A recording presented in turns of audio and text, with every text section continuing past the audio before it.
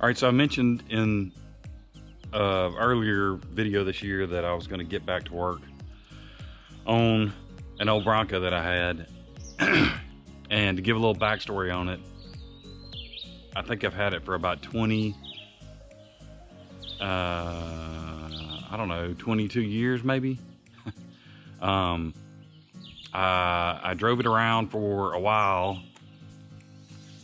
like it was, and then decided that I wanted to start working on it because I didn't like the color. It was a bright yellow, and I have known this Bronco a lot longer than 22 years. My neighbor redid the Bronco for his son 30 years ago. Anyway, he put a lot of money into it, and he got it right because his son was going to be driving it. Then it was sold, and sold to another friend of his who already had a Bronco, and he painted it yellow. And he had a reputable guy paint it, but you know, he was kind of a rush guy, and the guy that wanted it painted it was a rush guy, and they didn't do a very good job of painting it yellow. They laid it on thick and didn't sand very much. Now, I'm not a body shop guy. I have painted some stuff before, like everything. I've done a little bit of everything. And it's not that I can't afford to get it painted. I just can't afford to get it painted. So what I was going to do is paint it myself, but I'm going to do a patina paint job on it. So we'll get back to that in a second. So I ended up buying it from this guy and kind of got started on doing some stuff to it. And then with kids and everything, and school and all that kind of stuff, anyway, it kind of got put to the wayside, and now I'm kind of getting back on it since both of my kids are out of the house, and one just took her first job as a nurse, so she is employed by somebody else now, not me. And then my son is also fixing to get a job. So anyway, now their money goes to the Bronco, well, amongst other things. So anyway, back to the Bronco. I'll give you a little tour of the Bronco.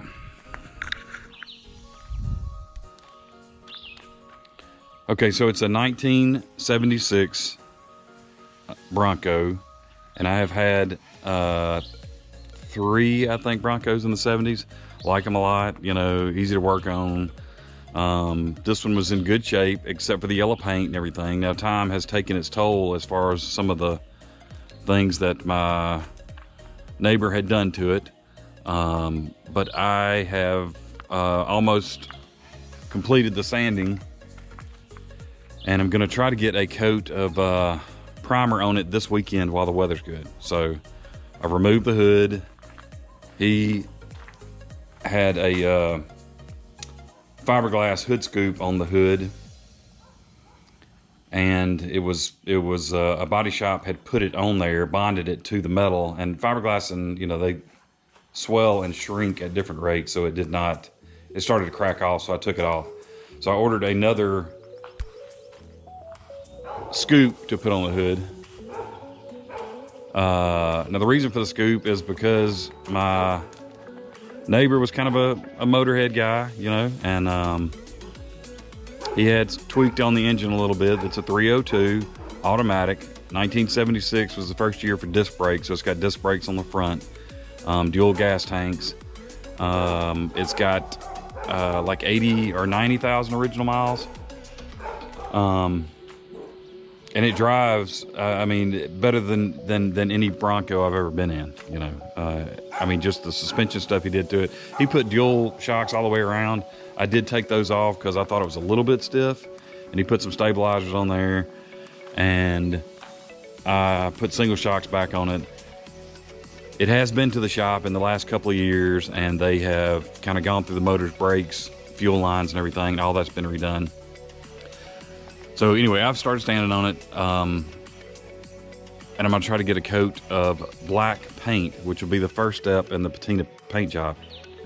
So some people are gonna ask or comment probably on the fake patina paint job.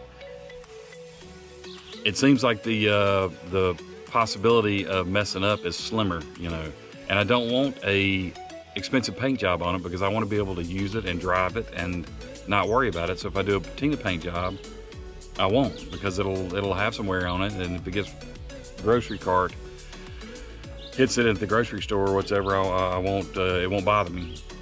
And I mean, there's going to be, as I've seen other comments about people doing patina paint jobs. But anyway, I mean, y'all can paint y'all's Broncos whatever color y'all want to paint them. You know, I mean, it's totally up to you. You can wear which pants you want to wear.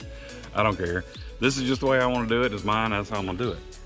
So it's not going to affect the value of it any, because anybody that could afford to buy it from me will probably have it bead blasted and repainted, you know, so, and they'll probably start a frame off or something. So I'm not worried about anything that I'm going to do to this Bronco. I'm keeping it pretty much the way I got it. The engine is the engine that came in it. That's about it. So anyway, I'll show some progress photos of how this is going on today on getting this black primer coat on it. I'll get 2 to 3 coats of primer on there. There was very little body work to do. Like I said, I'm not a body shop guy. I have done some body work. I'm not a paint guy. I have done a lot more painting, I mean, meaning house painting also, than anything. But I've got the stuff, and I'm pretty confident on being able to do what I want to do. So I spent most of the day yesterday sanding and cleaning and taping, and I didn't record much of it because it's pretty boring. And I mean, nobody needs to watch what I do for body work either, because I'm not a body guy. It probably would have taken somebody that knows what they're doing a couple of hours, and I fiddled around with it all day. So as you can see, the body's pretty straight on it. So it really, you know, wasn't a lot of work. There's some fender flares that go on there, so I'm not doing much about them. So I got everything like I want it. I still got to work on the hood a little bit, just basically get some of the dust off of it. I wish it didn't have that big hole in it, but because it has an intake on it and a 4-barrel carburetor, I do have a hood scoop that covers that up, which I will put on after the paint.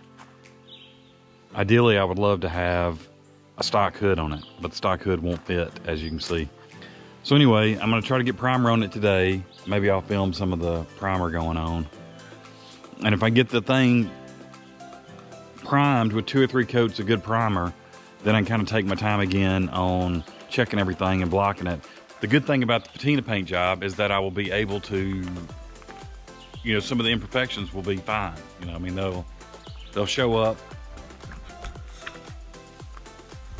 as just part of the patina, you know, and that way I'll be able to drive it around like I want to. The tailgate I'll work on and do later.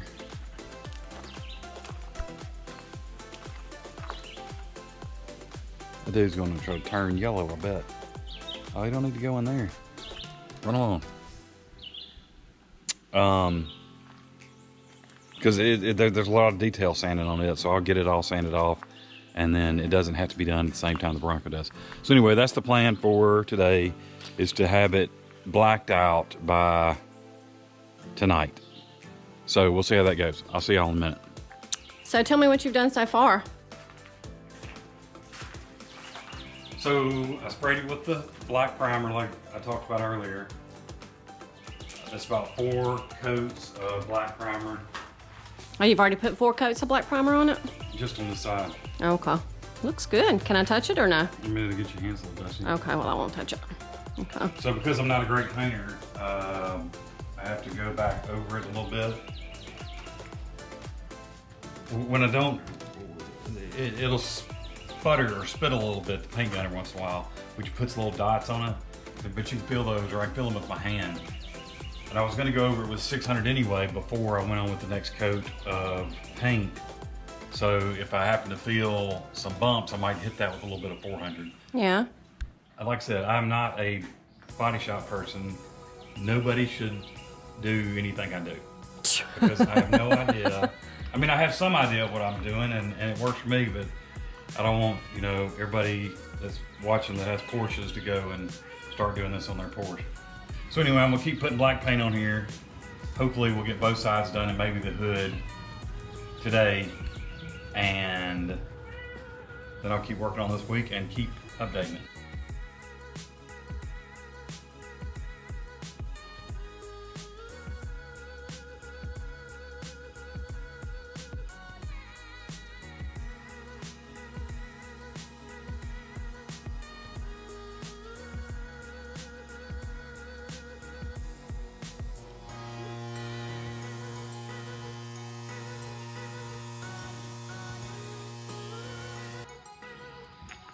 So this is the next step and the next weekend.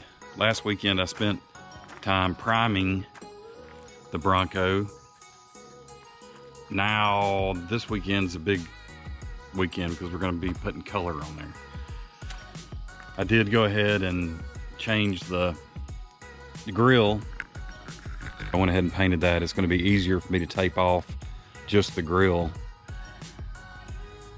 rather than to tape off just the grill and then paint it, rather than trying to do it the other way. So the primer went on good. I ran over it with a 3M green pad just to scuff it up a little bit. Now I will wash it good with some Dawn detergent. Okay, so she's all washed off. Now I'm gonna not touch her because I don't want to get any grease from or oil from my hands and skin on there.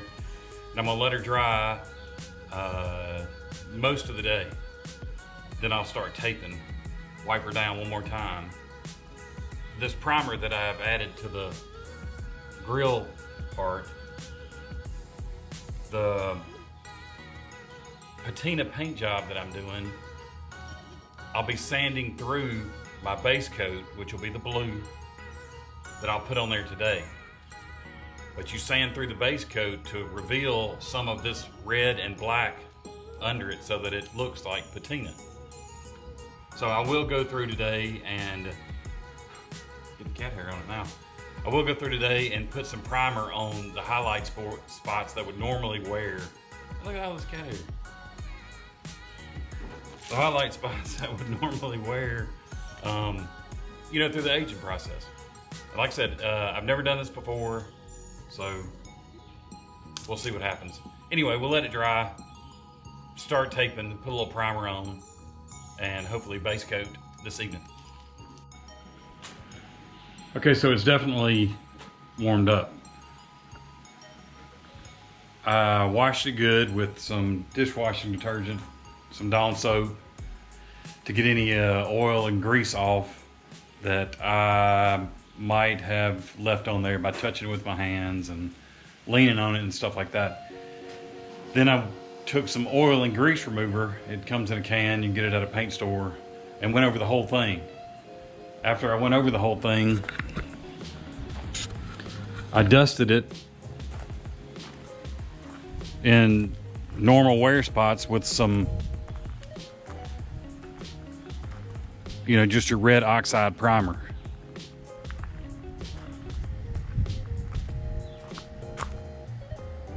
So like I said, I've never done this before,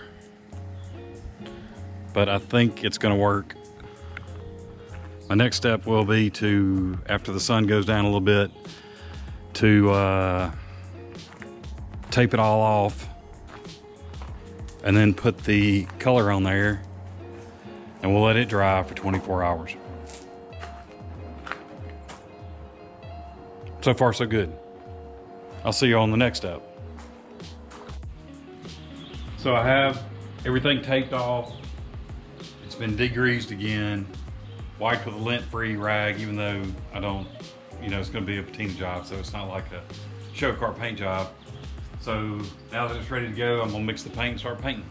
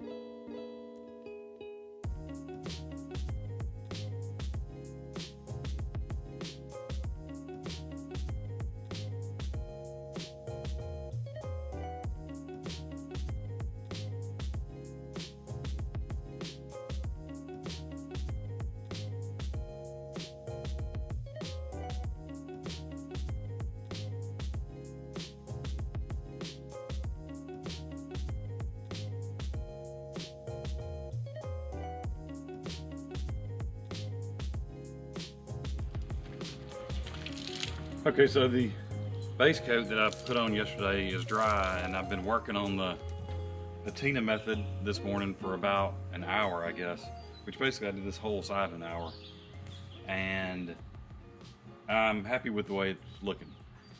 It was a little bit blue when I started out, maybe I thought a little bit too blue, but now that I've taken some of the paint down to where it's kind of getting a little bit transparent for the black primer under it, it's darkened the paint a little bit. So this is what it'll look like once the matte clear coat goes on. Of course, it's all dry now, but I'll get some close-ups of this too if I can.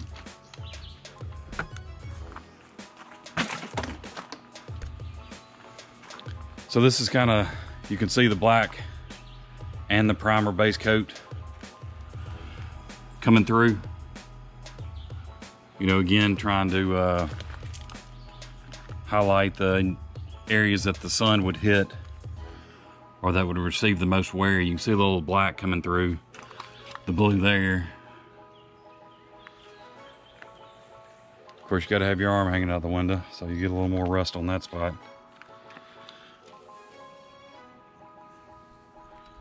You know, and it would go around the antenna.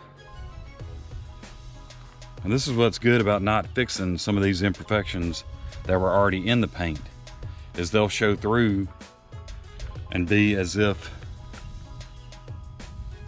you know, the truck's actually old. So as you can see, this has not been sanded at all. The water's trying to beat up on the top. The scoop is not secured yet. I just set it up there to try to see what it's gonna look like. So this is what it looked like, you know, before I did anything.